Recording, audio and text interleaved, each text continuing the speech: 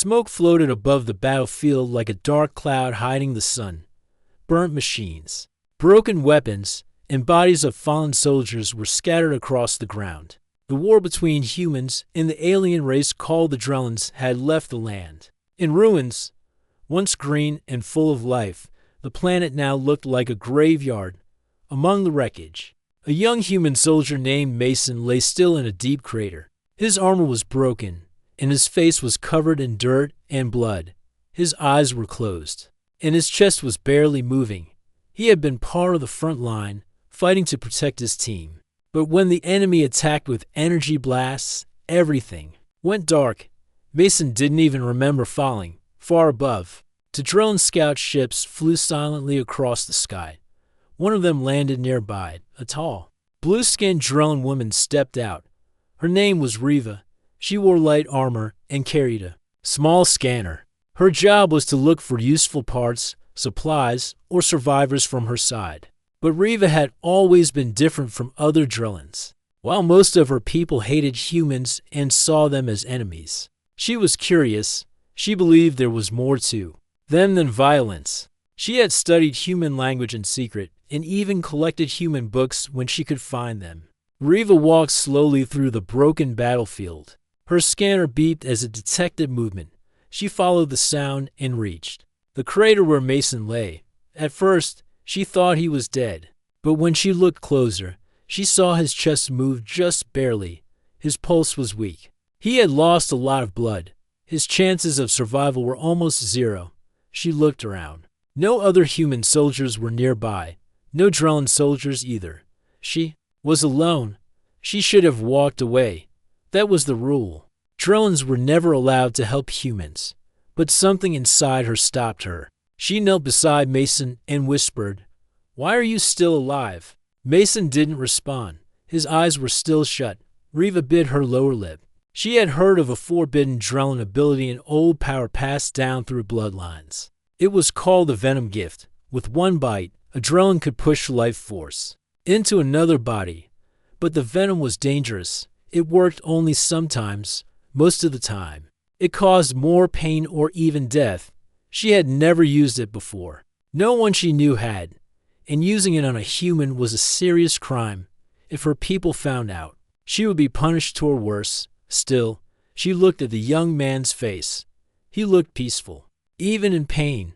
His skin was pale, his breathing shallow. She couldn't leave him like this. Riva closed her eyes. "Please don't die," she whispered. Then she leaned down and gently bit his shoulder just deep enough to let her venom pass. The taste of human blood was strange, but she didn't stop.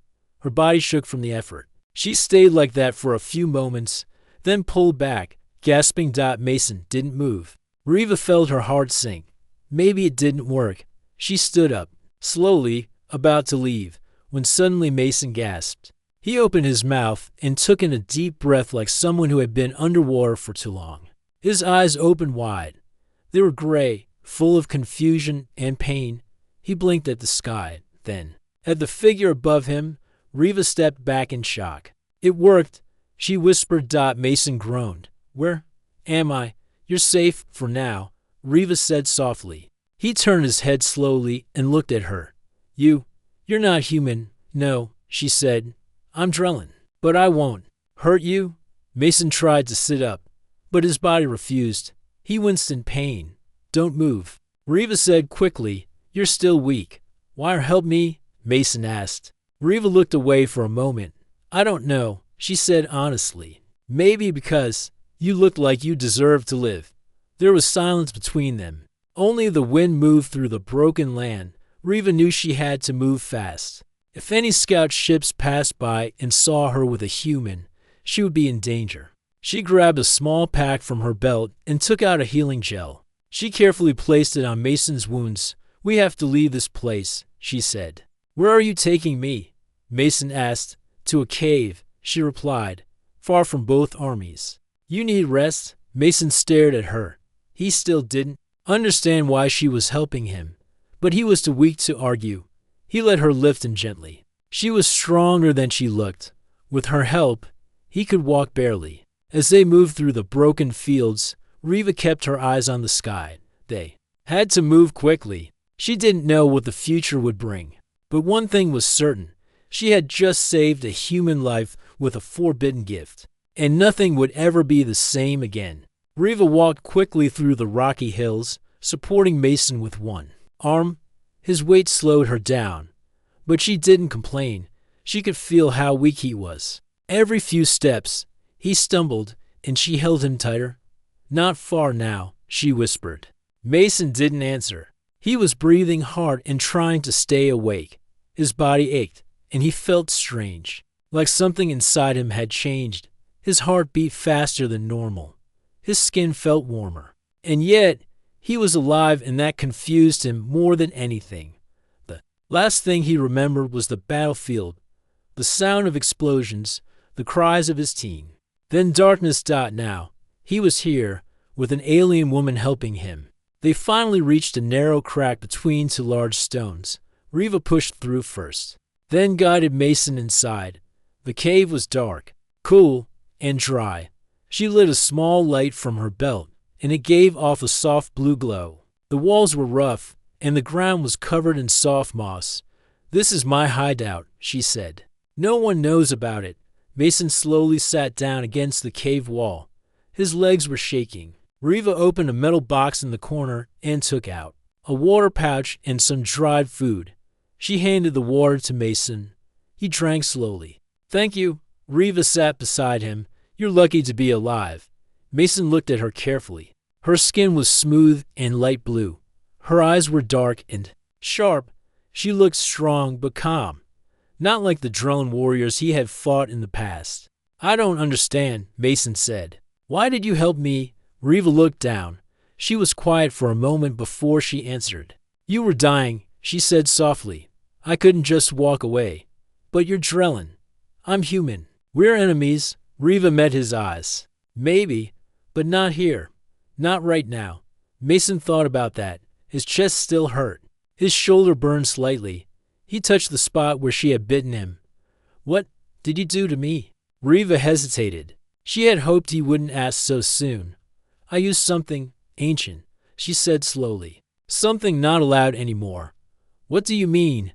"We Drellins have a gift, long ago. Some of us could share life through a bite. It's dangerous. Sometimes it kills instead of healing. But when it works, it brings someone back." Mason stared at her. "You bit me to save me?" She nodded. "Yes." "Why is it forbidden?" Riva looked away. "Because the bond it creates is not normal. It's not just healing. It connects people deeply. My leaders fear it. They say it weakens us, makes us too close to others." Mason didn't know what to say. He felt strange, like her words were sinking deep into his mind. He could feel her emotions, not clearly, but like shadows, worry, guilt, even kindness. "You took a big risk," he said. "I know."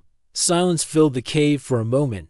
"Does this bond mean you can read my thoughts?" he asked. "No," Riva said. "Not exactly. But I can feel things, and maybe you will too. In time." Mason touched his chest. His heartbeat had calmed, but the feeling of connection was still there. "What happens now?" he asked. Riva sighed. "Now, we hide. If my people find you, they'll kill you. If your people find me, they'll do the same. Then we're both in trouble." Riva smiled slightly. "Yes." Mason leaned back against the wall. He closed his eyes for a moment. "I guess I owe you my life." "You don't owe me anything," she said. But Mason shook his head. "You risked everything for me. That means something." They sat quietly again. The sound of wind echoed faintly through the cave opening. Far in the distance, a low boom shook the ground. "Another battle?" Mason opened his eyes. "Do you think the war will ever end?" Riva's expression turned sad. "I used to hope so. But every day, the hate grows stronger. And the leaders on both sides only speak of victory, not peace." Mason nodded slowly. "I lost good friends out there. Maybe you did too." "I did," Riva said. "Too many." He looked at her again, really seeing her, not as an alien, not as an enemy, but as someone who had saved his life, someone who felt pain just like he did. "Do you trust me?" he asked quietly. Riva thought. For a long moment. I want to. Mason gave a small smile.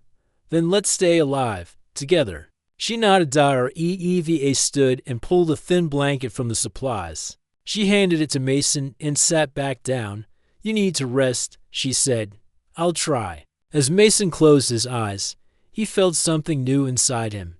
Not just the pain, not just the confusion, but a sense of purpose. A feeling that this connection between them meant something important. Maybe it was the beginning of something greater than the war. Maybe it was the start of hope.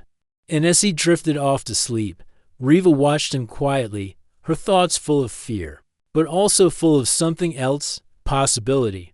When Mason woke up, the first thing he noticed was silence. Not the kind of silence that meant danger, but a soft, peaceful quiet, the kind that made him think of early mornings back on Earth, before the war, before everything changed. He opened his eyes slowly. The cave was dim, lit by the gentle blue light Reva had placed on the wall. The air was cool. His body still ached, but the pain had become dull and manageable. He touched his chest, then his shoulder, the spot where Reva had bitten him. The skin was slightly red, but healed better than it should have in such a short time. He sat up, surprised by how easily he could move. Just days ago, he had been close to death. Now, it felt like something inside him was alive again, stronger than before. Reva was sitting near the cave's entrance, her back straight, watching the sky through a small opening. Her face was calm, but her eyes were sharp, always alert. Mason cleared his throat. Good morning, I think. Reva turned to look at him. You slept for almost a full cycle. Your body needed time to adjust. I feel better, stronger, even, he said. Reva nodded. That's the effect of the venom. It repairs damaged cells. It also awakens parts of the body that were sleeping before. Awakens? Mason asked, raising an eyebrow. You'll feel changes, she said. Carefully, faster healing, sharper senses. You might even notice strange dreams. The venom doesn't just fix the body, it connects it to energy. Mason frowned. That sounds like magic. It's not, Reva replied. It's ancient biology. But your people wouldn't understand. Most of mine don't either. Mason slowly stood, testing his strength. He was stiff, but he didn't fall. That was good enough. He walked to the cave entrance and stood beside Reva. The view outside was breathtaking. A wide valley stretched out below, covered in strange purple grass and silver trees. Small bird-like creatures flew across the sky, glowing slightly as they passed. It's hard to believe this planet is a war zone, he said. It wasn't always like this. Reva replied. Before the war, it was peaceful. The humans arrived with machines and weapons. My people responded with fear. Mason looked down. Not all humans wanted war. Many of us were just following orders. Like me. Reva nodded but said nothing. They stood quietly for a while, watching the wind move through the grass below. Then Mason turned to her. I had a dream, he said. What kind of dream? I saw you, he said, standing in fire, holding out your hand. I was drowning, and you pulled me out. But when I looked at your face, it was mine. Reva was quiet for a moment. The venom sometimes links thoughts during sleep, emotions, memories. It's possible we're beginning to sense each other. That's kind of scary, Mason said with a small smile. It is, she agreed. But it's also powerful. Mason sat down on a rock near the entrance. So what happens now? We stay hidden forever. Reva shook her head. No, that won't work for long. Patrols pass this area often, both human and Drellin. If they find us together, they won't ask questions. So we move. Yes, she said. But more than that, we need to understand what this bond means. Why the venom worked on you. You said it doesn't always work, Mason said. It almost never works on humans, Reva said. Seriously, that's why no one tries it anymore. Then why did it work on me? I don't know, she replied. But maybe your body, your mind, is different. Mason looked at his hands. They felt the same, but also somehow new. His hearing was sharper. He could hear distant echoes in the valley. Even his sense of smell had improved. Suddenly, he turned his head. Do you hear that? he whispered. Riva stood alert. What, engines? Coming from the north. Riva ran to the cave entrance and looked out with her scanner. Her eyes narrowed. You're right. To scout flyers, human models, they're searching the area. Mason's heart started to race. What do? We hide. Now. Riva quickly turned off the cave light and pulled a dark sheet over the entrance. She guided Mason behind a rocky wall deeper in the cave. They waited in silence. Minutes passed like hours. The faint hum of engines grew louder, then softer, then disappeared. Still, they didn't move. Mason whispered, Do you think they saw anything? No, she said. But we can't stay here. As they packed their small supplies, Mason asked, Where will we go? There's an old outpost in the mountains, Riva said. Abandoned during the early battles. No one goes there now. It's risky. But it's better than being trapped here. Mason nodded. I trust you. Riva looked at him for a moment. Be careful with trust, she said softly. It can be dangerous, sometimes, Mason said.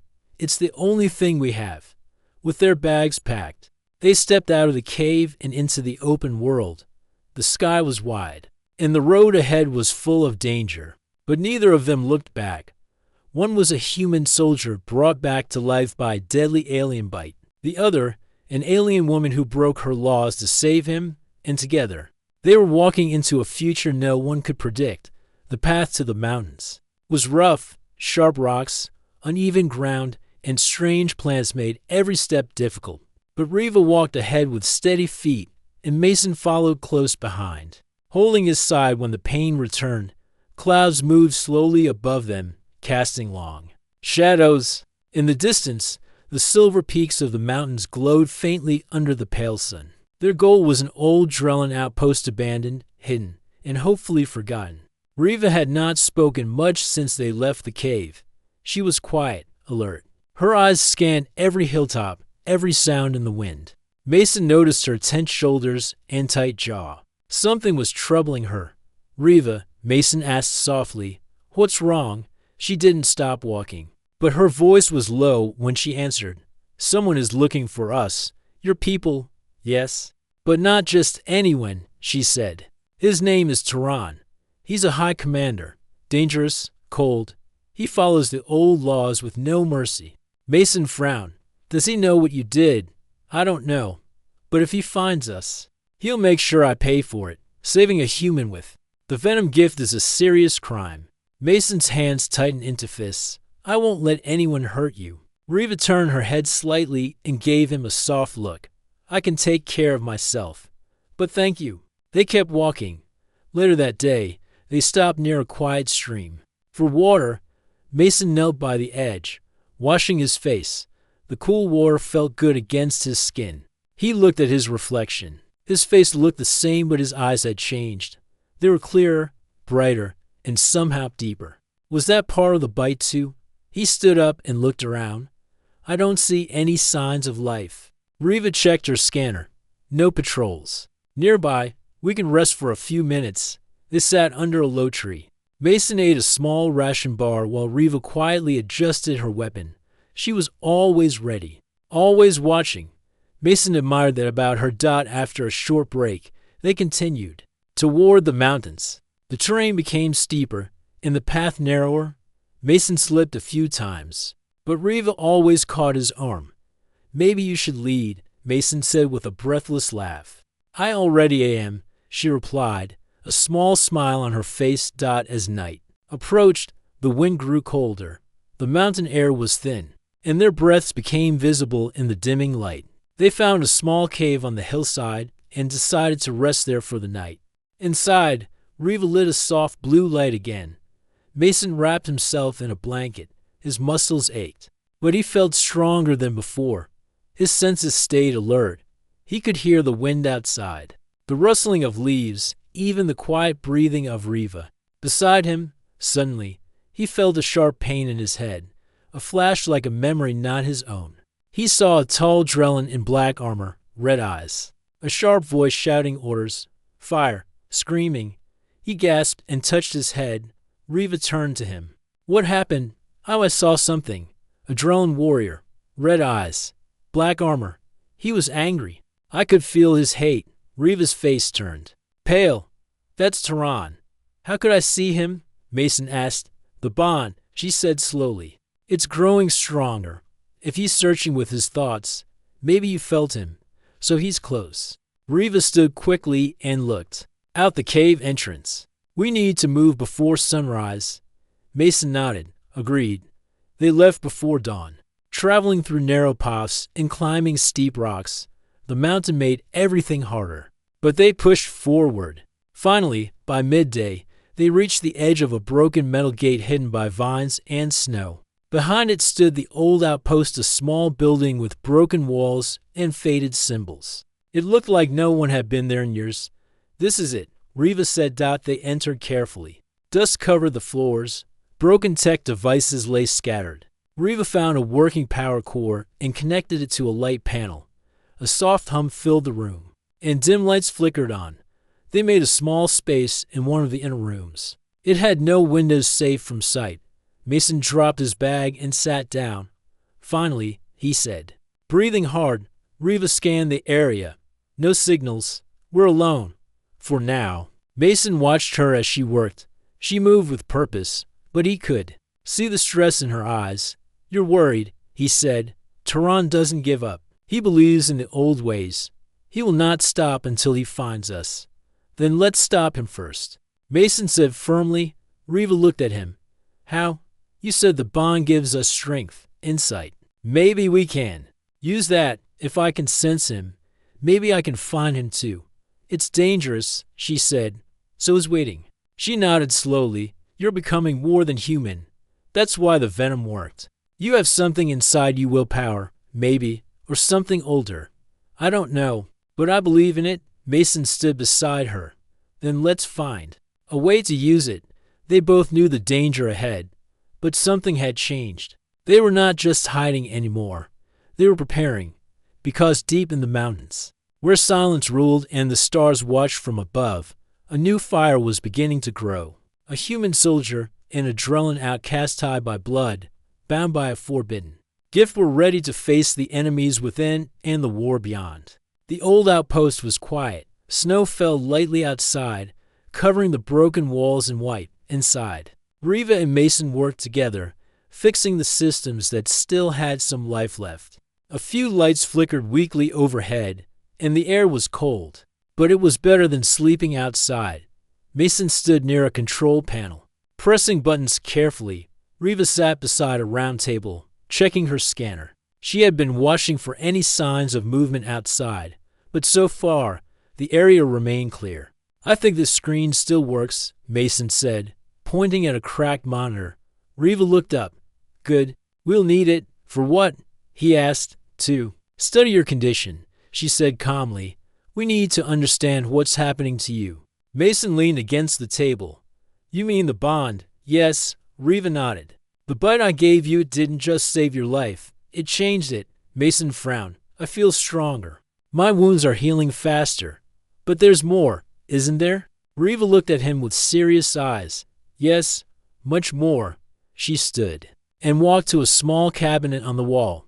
Inside, she found a glass device filled with a glowing blue liquid. Carefully, she brought it to the table. This is an old testing tool, she said.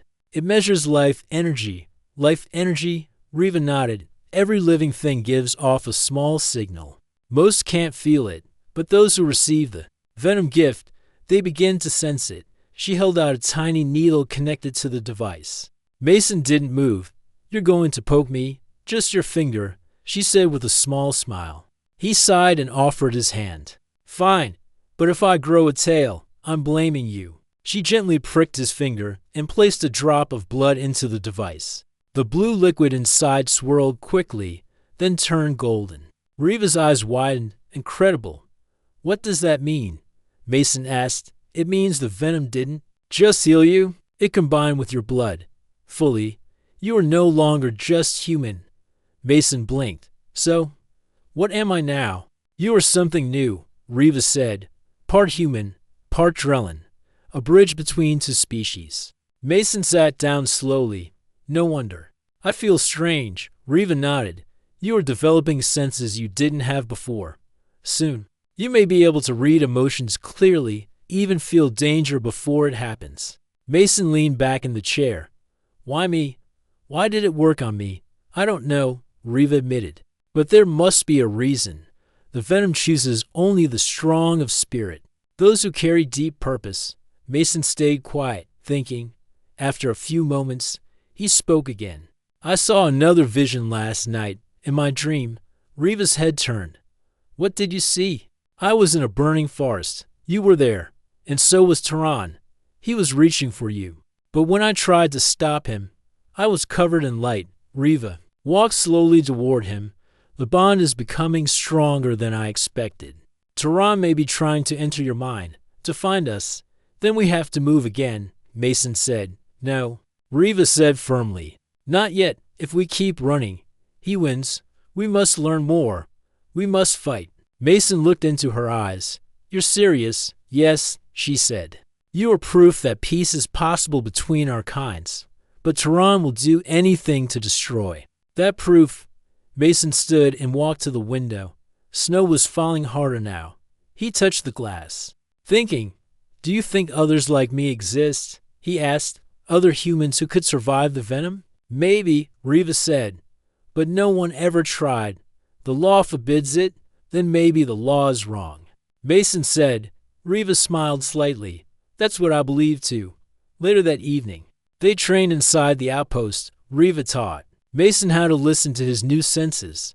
Close your eyes, she said. Breathe deeply. Try to feel the space around you. Not with your ears or eyes, but with your mind. Mason followed her instructions. At first, he felt nothing. But slowly, a warmth spread through his chest, a feeling of presence. He could sense Riva, standing still like a calm fire. He could even feel the cold air moving through the halls. He opened his eyes. I think I felt it. Riva nodded. Good, you're learning fast. They practiced more until they were both tired. After dinner, they sat near a small heater. Resting. Mason looked at her. When this is over, if we survive, what do you want to do? Riva thought for a moment. I want to go to the sea. The sea? Yes, she said. There's a place on this planet with clear blue water and glowing sand. I've only seen pictures. I want to see it with my own eyes. Mason smiled. I like that, maybe. I'll come with you. Riva looked at him, her expression soft. I'd like that too. Suddenly, the scanner beeped. Riva jumped up and checked the screen. Her face turned serious. What is it? Mason asked. A signal, she said. Someone is coming. A drone ship, and it's not friendly. Mason stood quickly. Tehran? Riva nodded. Most likely. He found us. Mason clenched his fists. Then we don't run. Riva looked at him, her voice calm but strong. No. This time, we stand. They had learned the secret of the bite. They knew its power. And now, they were ready to defend it. Because together, they were more than human and more than alien. They were something new. Something stronger. The cold mountain air was sharp and still as Mason and Riva prepared for what was coming. The small outpost felt like a fragile shell against the storm outside, but inside. Both of them were ready. Riva checked her weapon once more, her fingers steady despite the tension. Mason adjusted his armor and tested the strength flowing in. His body, the bond from the bite, had made him faster, stronger, and sharper than before, but this was the real test. We can't let Tehran destroy this chance. Riva said quietly, if he wins, the war will never end. Mason nodded. Then we fight, not just for ourselves, but for peace. The scanner beeped again, a signal growing closer. Mason felt his heart beat faster. It wasn't just fear. It was the thrill of standing for something bigger. Minutes later, the sound of a ship broke the silence. Outside, the sky darkened as a drone flyer descended near the outpost. Mason and Riva moved quickly to hide among the rocks outside. Tehran stepped from the ship, his black armor gleaming with cold authority. His red eyes scanned the area with cruel intelligence. He carried a long blade and a blaster, weapons ready for battle. Riva, he called out, voice hard as steel. You disobey the laws of our people. You have betrayed us. Riva stepped forward, unarmed but firm. I saved a human soldier. I chose peace, not war. Tehran laughed, cold and bitter. Peace? There is no peace with humans, only weakness. And death. Mason stepped out beside Riva, feeling the power of the bond between them. His voice was calm but strong. You are wrong. I am proof that peace is possible. Tehran's eyes narrowed. Then you will die, both of you. The battle began. Tehran moved fast, striking with his blade. Riva dodged, using her agility to keep away. Mason felt the sharp edge of danger, but used his enhanced senses to predict Tehran's moves. They fought across the rocky ground, their footsteps echoing through the valley. Mason's strength surprised Tehran, who was used to fighting ordinary humans. Riva's skill kept them alive. At one moment, Tehran aimed a powerful energy blast at Mason. Mason threw himself behind a rock just in time. The blast exploded, sending dust and debris into the air. Riva used the distraction to close the distance and strike Tehran with her own weapon. The commander stumbled but quickly recovered. You cannot win, Tehran growled. Mason stood tall, feeling the bond with Riva fill him with courage. We already have, because we fight for something better. Tehran charged again, but Mason was ready. He caught the blade with his bare hand, feeling the cold metal against his skin but not pulling away. The venom's power was strong.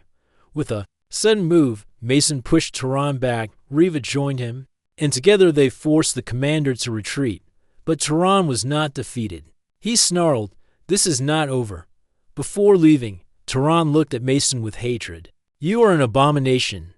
I will destroy you." Mason watched as Tehran's ship rose and disappeared into the sky. Riva turned to Mason.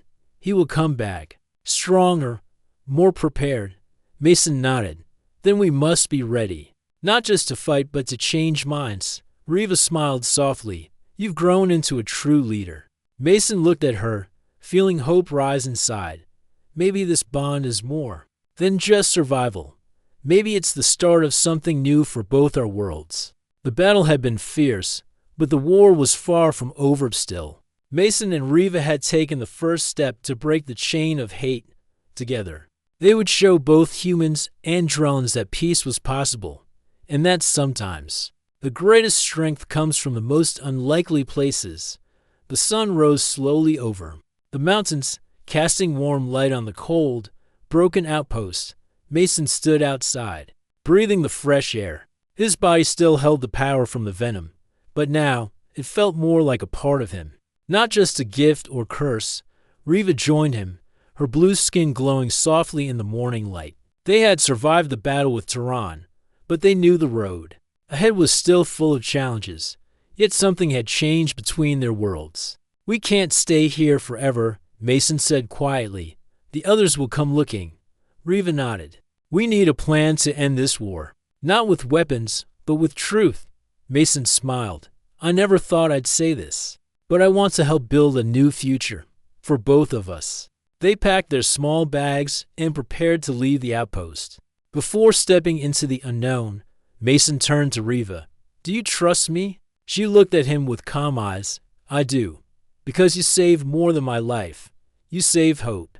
They traveled down the mountain paths, careful to avoid patrols. The bond between them made their movements smooth and their senses sharp. They were no longer just soldier and alien, they were partners, connected by something deeper than words. Days passed, and they reached a neutral settlement where humans and Drellans sometimes met to trade. The town was tense, filled with suspicion and fear from both sides. Mason and Riva knew their presence would cause a stir. They entered the marketplace. Walking side by side, people stopped and stared. Whispers spread quickly. A human with a Drellan woman living together. Mason raised his voice so all could hear. "I'm Mason. I'm human. This is Riva. She is Drellan. We come in peace." Some humans shouted, "Traitor." Others looked away, fearful. Drellans whispered about betrayal. Riva stepped forward. "We have proof. The bite that saved Mason's life shows that our worlds can connect. We are living proof." A crowd gathered, tension rising. Suddenly, a loud voice interrupted. It was Tehran's second in command, a stern Drellan named Corin. You bring lies and weakness to our people. Mason looked at Corin calmly. The real weakness is fear. We can choose peace or war, Riva added. This bond is not a curse, it is a chance to end this endless fighting. The leaders of the settlement called for calm and invited Mason and Riva to speak at a council meeting. It was the moment they had been preparing for. Inside a large hall, filled with humans and Drellans, Mason told their story of the battle. The venom, the bond, and the hope it created.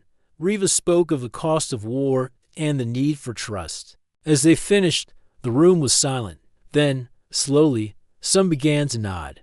Others still looked unsure. But for the first time, the idea of peace seemed possible. Later, Mason and Riva stood outside, watching the stars. Do you think they will accept us? Mason asked. I think some will, Riva said, and others will learn to accept. Mason smiled. It's a start. Riva reached out and took his hand. Because of the bite, we share more than life. We share a future. Mason squeezed her hand. Together, as they looked up at the sky, they knew their journey was just beginning. They were no longer enemies or strangers. They were proof that even in the darkest times, humanity and kindness could shine through, and that sometimes the most powerful bond is the one that brings two worlds together.